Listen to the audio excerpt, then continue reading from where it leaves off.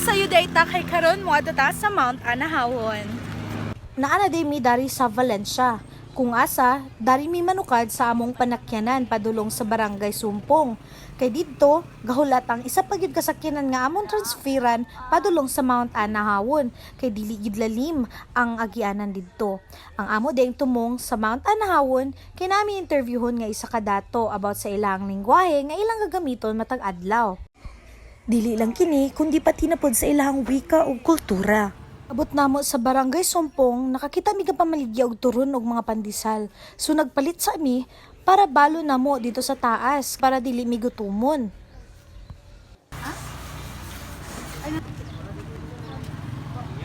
Kani, gasakay na di ay miani sa among sakyanan na padulong sa Mount Anahawon.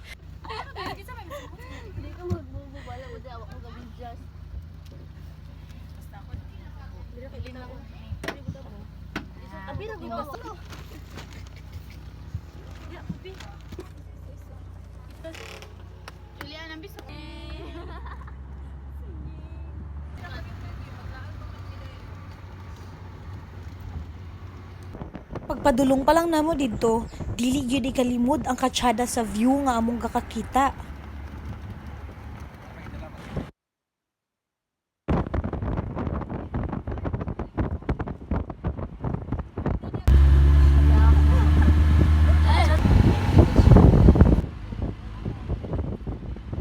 Wala mi nag-expect nga ang among dalan nga maagian dili day puro simentado.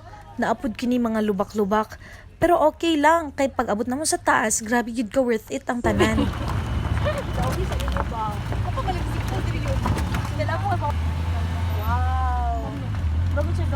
Sa dili kalayuan, gakakita na gyud namo ang among gaadtuan.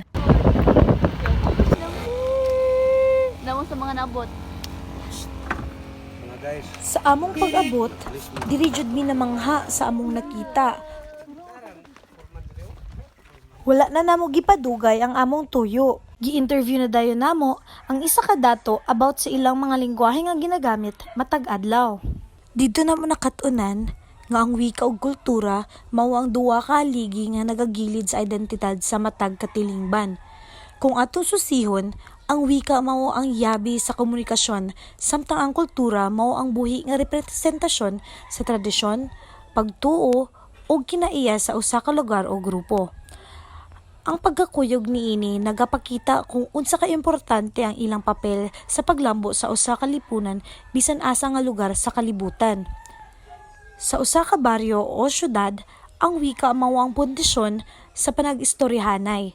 Sa bisag unsa nga sektor sa katilingban, eskwelahan, merkado, opisina o balay, ang paggamit sa sinultian mao ang nagapadayon sa kahimsog sa relasyon o panginabuhian sa mga tawo.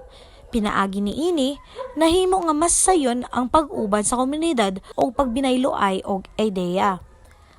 Ang kultura sa laing bahin nagapakita kung unsaon pagkinabuhi sa mga tao. Pinaagi sa mga tradisyon sama sa pagselebra sa pista, sayaw, musika ug pagkaon. Nagapadayag kini sa kaanyag sa lokal nga komunidad. Ang kultura mauusab ang nagatukod sa kalindog nga nagapahinomdom kanila sa ilang mga ugat ug yuta. Ang wika ug kultura mao ang nagapatigbabaw sa panaghiusa og kalig-on sa lipunan.